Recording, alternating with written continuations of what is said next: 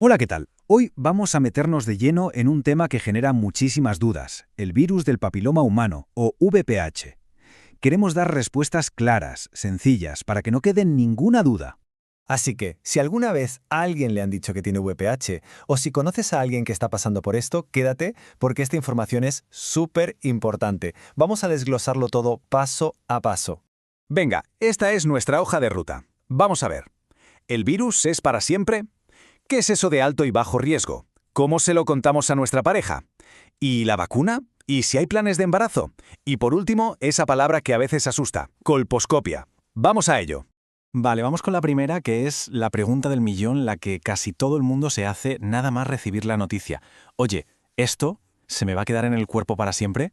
Y la respuesta, la verdad, es bastante esperanzadora. En la inmensa mayoría de los casos, en un 90%, es nuestro propio sistema inmunitario el que se encarga de luchar contra el virus y eliminarlo. Normalmente esto pasa en 1 o 2 años y muchas veces sin que ni siquiera nos demos cuenta. Vale, ¿y qué pasa con ese 10% que queda? Bueno, pues en esos casos la infección puede hacerse persistente. Y por eso, y esto es clave, lo más importante es el seguimiento médico. Si el virus se queda, puede provocar cambios en las células que hay que tener vigilados. De verdad, mantener las revisiones al día es la mejor protección que tenemos. Venga, segundo punto. Seguro que hemos oído hablar de VPH de alto riesgo y bajo riesgo. Y claro, la palabra alto riesgo asusta. Es normal. Vamos a aclarar qué significa realmente. A ver, existen más de 150 tipos de VPH, una barbaridad. Los de bajo riesgo, como el 6 y el 11, suelen causar verrugas genitales. Son molestas, sí, pero no son peligrosas. En cambio, los de alto riesgo, como los famosos 16 y 18, son los que con el tiempo podrían provocar cambios en las células del cuello del útero. Pero, y que esto quede clarísimo, que sea de alto riesgo no significa que vaya a dar cáncer. Para nada. Significa que hay que vigilarlo de cerca. La detección temprana lo es todo. Puf, y llegamos a la pregunta que probablemente es la más difícil a nivel emocional. El miedo, la culpa, son sentimientos que aparecen mucho al pensar en cómo hablar de esto con la pareja. Pero antes de decir nada más, vamos a grabar esto a fuego. Tener VPH no significa que haya habido una infidelidad. Punto.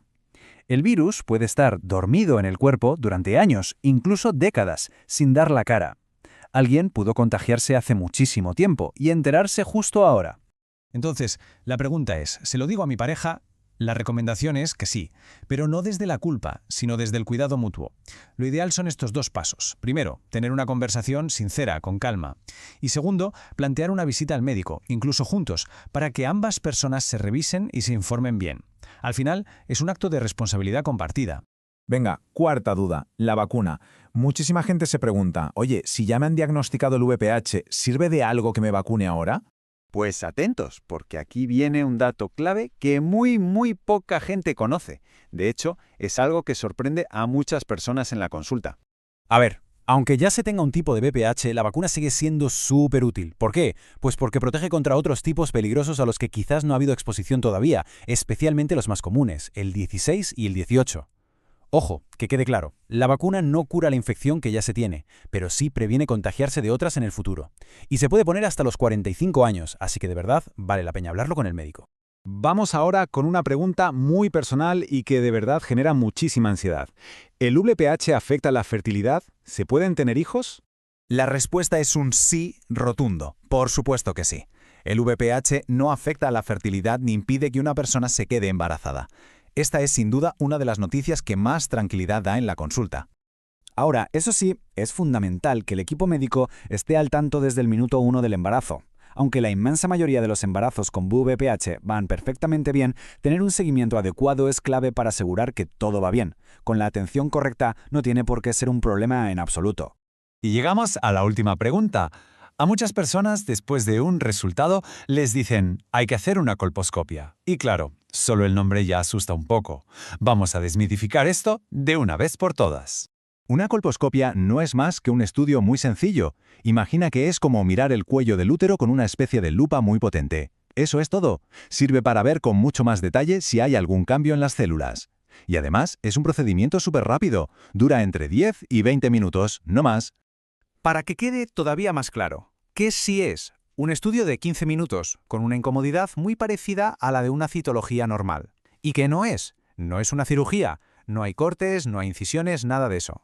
Lo más importante es que lo veamos como lo que es, una herramienta de protección súper eficaz para pillar cualquier cosita a tiempo.